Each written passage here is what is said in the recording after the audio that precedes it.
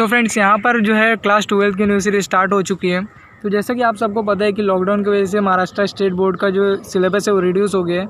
तो यहाँ पर जितने भी चैप्टर्स रिड्यूस हुए या फिर जितने भी टॉपिक्स उनके अंदर चैप्टर्स के अंदर के रिड्यूस हुए, तो वो सब स्किप करके आपको हर एक वीडियो लेक्चर मेरे इस चैनल पे आपको देखने को मिल जाएगा। ठीक है, तो लिंक नीचे डिस्क्रिप्शन में है, वहाँ से भी आप जो है ज्वाइन कर सकते हो मेरे चैनल को, या फिर आप विनर्स एकेडमी यूट्यूब में सर्च करोगे तो मिल जाएगा आपको। ठीक है, तो यहाँ पर हम लोग स्टडी कर रहे हैं क्लास 12 की बायोलॉजी का चैप्टर 1, जिसका नाम है reproduction in lower and higher plant. ठीक है, तो सबसे पहले टॉपिक हम लोग देखने वाले हैं सेक्सुअल रिप्रोडक्शन।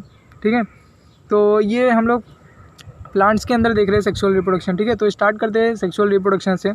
तो इसके अंदर सबसे पहला पॉइंट है it involve fusion of two compatible gamete और सेक्सेस। ठीक है, तो सेक्सुअल रिप्रोडक्शन जो होता है उसके अंदर क्या इन्वॉल्व होता है, उसके अंदर इन्वॉल्व होता है टू कंपेटेबल गैमेट्स। ठीक है, और या फिर आप इसे सेक्स सेल भी बोल सकते हो। ठीक है, फिर उसके बाद यहाँ पर जो सेकंड पॉइंट है इसमें बताया all organism reach to the maturity in their life before they can reproduce sexually. ठीक है, तो यहाँ पर सेक्सुअली रिप्रोड्यूस करने के लिए यहाँ पर हमें क्या होना चाहिए, मैच्योरिटी रीच करना होगा। ठीक है, तभी हम क्या कर सकते हैं, सेक्सुअली रिप्रोड्यूस कर सकते हैं। तीसरा पॉइंट जो है ये बताया इसमें in plants the end of जुवेलिन और vegetative phase mark the beginning of the reproductive phase and can be seen easily in the higher plant at the time of flowering. तो यहाँ पर बताया कि जब जुवेलिन का एंड होता है, ठीक है, फ्लावरिंग प्लांट पे, जैसे कि आपको पता है कि जो फ्लावरिंग प्लांट होते हैं, फ्लावरिंग प्लांट आपको पता ही होगा कि एंजियोस्पर्म जो होता है वो क्या होता है, फ्लावरिंग प्लांट होता है। तो उस फ्लावरिंग प्लांट में जब जुवेलिन का एंड होता है तो वहाँ पर हमें वेजिटेटिव फेज जो है उसकी बिगनिंग होती है। ठीक है, और यहाँ पर रिप्रोडक्टिव फेज हमें ईजिली दिखने लगती है। ठीक है, जब उसमें फ्लावर उगने लगते हैं तो फिर इसके बाद जो नेक्स्ट पॉइंट है उसमें बताया था flower is specialize reproductive structure of plant in which sexual reproduction takes place. ठीक है, तो जो फ्लावर होता है उसका रिप्रोडक्टिव स्ट्रक्चर कुछ एक स्पेशल तरीके से बना हुआ होता है। ठीक है, जिसके अंदर हमें सेक्सुअल रिप्रोडक्शन देखने को मिलता है। ठीक है, तो इतना आपको अच्छे से ध्यान रखना है कि सेक्सुअल रिप्रोडक्शन कैसे होता है प्लांट्स में। तो सबसे पहले एक बात आपको अच्छे से ध्यान रखना है कि सेक्सुअल रिप्रोडक्शन होने के लिए यहाँ पर फ्यूजन होना चाहिए। ठीक है, इसका टू कंपेटेबल गैमेट्स या फिर सेक्स सेल आप बोल सकते हो। फिर सेकंड पॉइंट में क्या बताया, all organisms reach to the maturity. ठीक है, तो यहाँ पर हमें मैच्योरिटी रीच करना है सेक्सुअल रिप्रोडक्शन करने के लिए। फिर नेक्स्ट पॉइंट में बताया इन प्लांट्स द जो एंड ऑफ जुवेलिन। ठीक है, तो जब जुवेलिन का एंड होता है, ठीक है, फ्लावरिंग प्लांट में, तब हमें क्या देखने को मिलता है, वहाँ पर रिप्रोडक्टिव फेज देखने को मिलता है। एक बात आपको ध्यान रखना है कि यहाँ पर हमें सिर्फ फ्लावरिंग प्लांट में ही जब एंड होता है जुवेलिन का, तभी हमें ये रिप्रोडक्टिव फेज देखने को मिलता है। ठीक है, फिर नेक्स्ट पॉइंट में बताया the flower is a specialize reproductive structure of plant in which sexual reproduction takes place. ठीक, तो जो फ्लावर होता है, ठीक है, प्लांट्स के जो फ्लावर्स होते हैं उनका जो रिप्रोडक्टिव स्ट्रक्चर होता है, ठीक है, वो स्पेशल तरीके से बना होता है जिसमें हमें सेक्सुअल रिप्रोडक्शन देखने को मिलता है। ठीक है, तो जैसा कि आपको पता ही होगा कि प्लांट्स होते हैं, ठीक है, प्लांट्स के अंदर सेक्सुअल रिप्रोडक्शन नहीं होता है। ठीक है, जो उनके फ्लावर्स होते हैं, ठीक है, जो प्लांट्स के फ्लावर्स होते हैं उनके अंदर रिप्रोडक्शन होता है। ठीक है, ये बात को आपको अच्छे से ध्यान में रखना है। तो इसके बाद का जो नेक्स्ट पॉइंट है देख लेते हैं। सो फ्रेंड, इसके बाद का जो नेक्स्ट पॉइंट है वो यहाँ पर हमें वो बताया कि the function of flower is to produce haploid gametes. ठीक है, तो फ्लावर का फंक्शन क्या होता है कि हैप्लॉइड गैमेट्स को प्रोड्यूस करना है। ठीक है, and to ensure that the fertilization will takes place. ठीक है, और ये भी देखना कि फर्टिलाइजेशन हो रहा है कि नहीं। ठीक है, तो इसके बाद जो नेक्स्ट पॉइंट है उसमें बताया typically flower consist of 4 different walls. ठीक है, वॉल मतलब क्या होता है, आपके मन में ये डाउट होगा, तो यहाँ पर मैं बता देता हूँ, वॉल मतलब पार्ट्स होता है। ठीक है, पार्ट होता है। ठीक है, तो जो फ्लावर होता है, ठीक है, वो उसको 4 पार्ट में डिवाइड किया है। पहला जो होता है उसे कैलिक्स बोलते हैं। ठीक है, क्या कहते हैं, कैलिक्स बोलते हैं। दूसरा जो पार्ट है उसे कोरोला बोलते हैं। तीसरा पार्ट जो होता है उसे एंड्रोशियम कहते हैं और चौथा पार्ट को जिम्नोशियम कहते हैं। ठीक है, तो जो फ्लावर होता है, ठीक है, यहाँ पर प्लांट्स की बात नहीं हो रही है। ठीक है, प्लांट्स की बात नहीं हो रही है, यहाँ पर फ्लावर की बात हो रही है। जो फ्लावर होता है उसे 4 डिफरेंट पार्ट्स में डिवाइड किए। पहला जो होता है उसे कैलिक्स कहते हैं, पहला पार्ट। दूसरे पार्ट को कोरोला, तीसरे पार्ट को एंड्रोशियम, चौथे पार्ट को जिम्नोशियम। ठीक है, फिर जो नेक्स्ट पॉइंट यहाँ पर है उसमें बताया sexual reproduction involve 2 major events. ठीक है, तो यहाँ पर सेक्सुअल रिप्रोडक्शन प्लांट्स की बात हो रही है, यहाँ पर आपको ध्यान में रखना है। तो sexual reproduction involve 2 major events. ठीक है, तो यहाँ पर 2 इवेंट्स होते हैं। ठीक है, पहला होता है मियोसिस एंड जो दूसरा होता है वो होता है फ्यूजन ऑफ गैमेट्स। ठीक है, तो पहले क्या होता है, मियोसिस होता है। ठीक है, बहुत सारे डिफरेंट प्रोसेस होते हैं। तो यहाँ पर सबसे पहले मैं आपको एक बहुत ही इंपॉर्टेंट बात बताने वाला हूँ कि आपको इसे एकदम अच्छे से अंडरस्टैंड करना है, ठीक है। जब आप पेपर लिखने जाओगे तो आपको इसे बाहर करके नहीं जाना है, ठीक है। जितने भी चीज़ें हैं आपको एकदम अच्छे से समझ के जाना है कि मियोसिस क्यों होता है, ठीक है, कौन से डिवीजन में जाता है, सेल डिवीजन क्यों होता है, ठीक है, कौन कौन से प्रोसेस होती है मियोसिस 1 में, कौन सी होती है माइटोसिस में, प्रोफेस, मेटाफेस, सब पूरी डिटेल आपको एकदम अच्छे से ध्यान में रख के जाना है, ठीक है। मतलब उसको अंडरस्टैंड करके जाना है, ये नहीं कि आप बाहर करके जाओ, ठीक है। फिर उसके बाद क्या हम यहाँ पर क्या देख रहे थे, सेक्सुअल रिप्रोडक्शन के यहाँ पर 2 इवेंट्स होते हैं, ठीक है। पहला होता है मियोसिस, दूसरा होता है फ्यूजन ऑफ गैमेट्स, ठीक है। गैमेट का क्या होता है, फ्यूजन होता है, ताकि डाइप्लॉइड जो जाइगोट है वो फॉर्म हो सके, ठीक है। And production of genetically dissimilar, तो यहाँ पर फ्रेंड्स सिमिलर ऑफस्प्रिंग आएगा, ठीक है।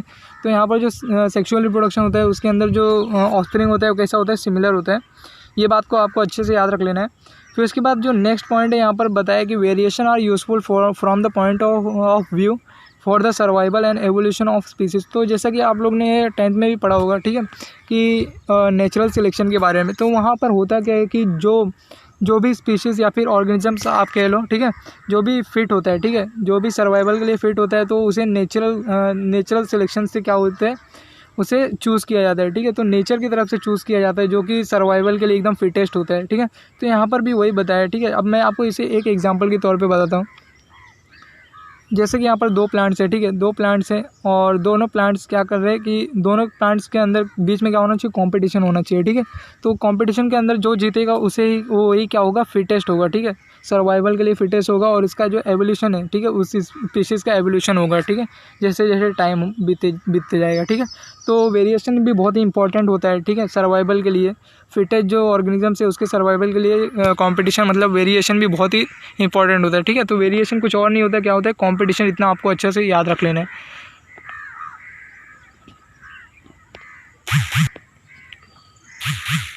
सो फ्रेंड्स, इसके बाद जो यहाँ पर नेक्स्ट पॉइंट है उसमें हमें क्या बताया कि द मेल रिप्रोडक्टिव वॉल मतलब part of flower is called androecium. तो यहाँ पर जो मेल रिप्रोडक्टिव पार्ट होता है फ्लावर का, ठीक है, फ्लावर की बात हो रही है, तो यहाँ पर आप मतलब कि पूरा डायग्राम देख सकते हो कि कौन कौन से पार्ट्स होते हैं, ठीक है, फ्लावर के अंदर कौन कौन से पार्ट्स होते हैं। तो यहाँ पर जो मेल रिप्रोडक्टिव पार्ट होता है, ठीक है, तो जो मेल रिप्रोडक्टिव पार्ट होता है फ्लावर का उसे कहते हैं एंड्रोशियम। और यहाँ पर आपको ये देख सकते हो, ठीक है, ये क्या है, एक टिपिकली फ्लावर है, ठीक है। इसका जो एक पार्ट है उसे क्या कहते हैं, एंड्रोशियम कहते हैं, फ्लावर का एक जो मेल रिप्रोडक्टिव पार्ट होता है। फिर individual member of androecium is called स्टेमन, ठीक है।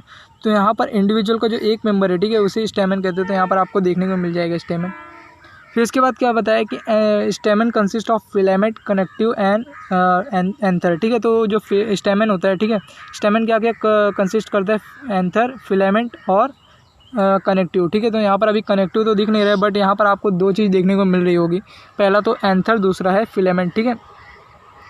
तो इतना उम्मीद करता हूँ आपको समझ गया कि सेक्सुअल रिप्रोडक्शन कैसे होता है, ठीक है, कौन कौन से प्रोसेस होते हैं सेक्सुअल रिप्रोडक्शन के अंदर। अभी हम लोग आगे देखने वाले हैं, बट मैं यहाँ पर आपको एक बार फिर से रिकैप करवा देता हूँ ताकि आपको एकदम अच्छा जो आपका अंडरस्टैंडिंग है वो आपको प्रॉपर हो जाए, ठीक है, कि कैसे कैसे सेक्सुअल रिप्रोडक्शन होता है प्लांट्स। सो फ्रेंड्स, यहाँ पर जो हमारा नेक्स्ट टॉपिक है वो है स्ट्रक्चर ऑफ एंथर, ठीक है। तो यहाँ पर हम लोग क्या करने वाले हैं, स्ट्रक्चर देखने वाले हैं एंथर का, और पूरा डिटेल में एकदम समझने वाले हैं कि एंथर कौन सी चीज़ों से बना होता है, ठीक है, उसके कवरिंग के बारे में स्टडी करने वाले हैं, ठीक है, क्या फंक्शन होता है एंथर का, ठीक है। तो सबसे पहले स्टार्ट करते हैं फर्स्ट पॉइंट से। तो यहाँ पर बताया an immature stage of anther is represented by group of parenchymatous tissues, ठीक है।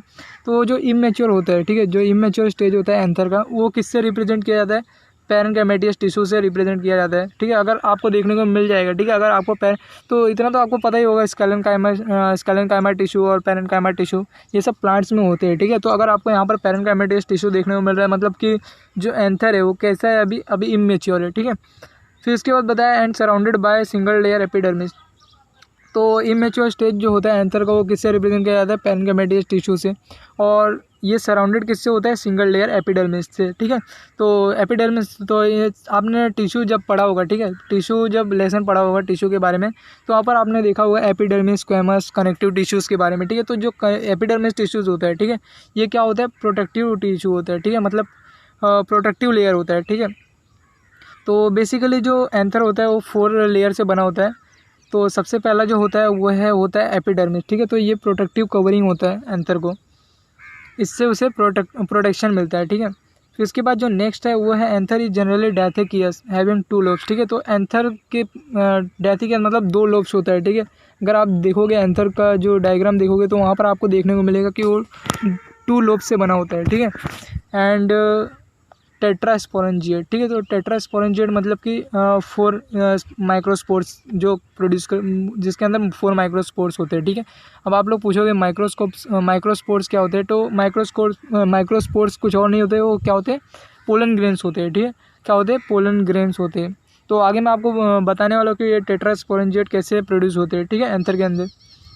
फिर नेक्स्ट है ईच मोनोथिकियस एंथर कंटेंट 2 पोलन सेक। तो यहाँ पर जो पोलन मोनोथिकियस जो होता है, ठीक है, इसके अंदर 2 पोलन सेक्स होते हैं। तो मतलब यहाँ पर ये जो एंथर है ये डायथिकियस है, मतलब इसके अंदर कितने पोलन ग्रेन होंगे, 4 पोलन ग्रेन प्रेजेंट है, ठीक है। तो यहाँ पर आपको देखने को मिल भी रहा है कि जो मोनोथिकियस होते हैं, ठीक है, मोनोथिकियस जो होते हैं उसके अंदर कितने लोब्स होते हैं, 2 लोब्स होते हैं। बट जो डायथिकियस होते हैं उसके अंदर कितने लोब्स होते हैं, लोब्स 4 होंगे, ठीक है, मतलब 4 पोलन ग्रेन्स होंगे। आपको इतना आपको अच्छे से ध्यान रखना है, ठीक है। तो मोनोथिकियस हुआ तो मतलब उसके अंदर कितने पोलन सेक होंगे, 2 पोलन सेक होंगे। और डायथिकियस हुआ मतलब उसके अंदर कितने पोलन सेक है, 4 पोलन सेक्स है, ठीक है। फिर उसके बाद यहाँ पर जो नेक्स्ट है वो है हेट्रोजेनिसिटी, ठीक है। तो यहाँ पर बताएं heterogeneity arises when some hypodermal cells get transform into archesporial cell, ठीक है। तो हेट्रोजेनिसिटी मतलब कि क्या, हेट्रोजेनिसिटी मतलब क्या होता है, वेरिएशन होता है, ठीक है। मतलब वेरिएशन क्यों अराइज होता है, ठीक है, डिफरेंस क्यों अराइज होता है, ठीक है। अगर कोई भी दो स्पीसीज़ के प्लांट्स है तो इनके बीच में हेट्रो मतलब डिफरेंट वेरिएशन क्यों अराइज होगा, किसी फूड को लेके, ठीक है। तो फूड के लिए मैं एग्जांपल बता रहा हूँ आपको, फूड के लिए हो सकता है, ठीक है, कोई भी चीज़ के लिए हो सकता है। तो जो अराइज होता है हेट्रोजेनिसिटी जब अराइज होता है तो यहाँ पर क्या होता है, जो हाइपोडर्मल सेल्स होते हैं वो किस में ट्रांसफॉर्म हो जाते हैं, आर्कियोस्पोरल सेल्स में, ठीक है। तो ये जो जितने भी मैं इंपॉर्टेंट मतलब कि अंडरलाइन है आपको एकदम अच्छे से ध्यान में रख लें, एकदम अच्छे से अंडरस्टैंडिंग करना है इसको। अगर आपको नहीं समझ में आता है तो आप वीडियो वापस करके देख सकते हो, ठीक है। फ्रेंड्स यहाँ पर जो लास्ट पॉइंट है उसमें यही बताया कि sexual reproduction is characterized by fusion of the male and female gametes for the formation of zygote and embryogenesis, ठीक है। तो यहाँ पर यही बताया कि विदाउट सेक्सुअल रिप्रोडक्शन यहाँ पर फ्यूजन नहीं होगा मेल और फीमेल गैमेट्स का, और यहाँ पर फॉर्मेशन नहीं होगा, ठीक है, जाइगोट का, और एम्ब्रियोजेनेसिस फॉर्म नहीं होगा, ठीक है। फिर उसके बाद यहाँ पर बताया sequential events that occur in sexual reproduction are group into 3 stage, ठीक है। तो यहाँ पर सेक्सुअल रिप्रोडक्शन होने के बाद मतलब यहाँ पर जाइगोट और एम्ब्रियोजेनेसिस फॉर्म होने के बाद यहाँ पर ये 3 स्टेज में डिवाइड है, ठीक है। तो सबसे पहला जो है वो है प्री फर्टिलाइजेशन, दूसरा जो स्टेज है वो है फर्टिलाइजेशन, और तीसरा है पोस्ट फर्टिलाइजेशन, ठीक है। तो इस वीडियो में बस इतना ही। अभी हम लोग इन तीनों प्रोसेस को एकदम डिटेल में स्टडी करने वाले हैं नेक्स्ट वीडियो में, ठीक है। तो अगर आपको ये वीडियो पसंद आएगी तो वीडियो को लाइक करना और चैनल को बिना सब्सक्राइब किए मत जाना, ताकि आपको इस वीडियो की इंस्टेंट नोटिफिकेशन मिलती रहे, ठीक है। तो चलिए मिलते हैं अगली वीडियो में, तब तक के लिए जय हिंद।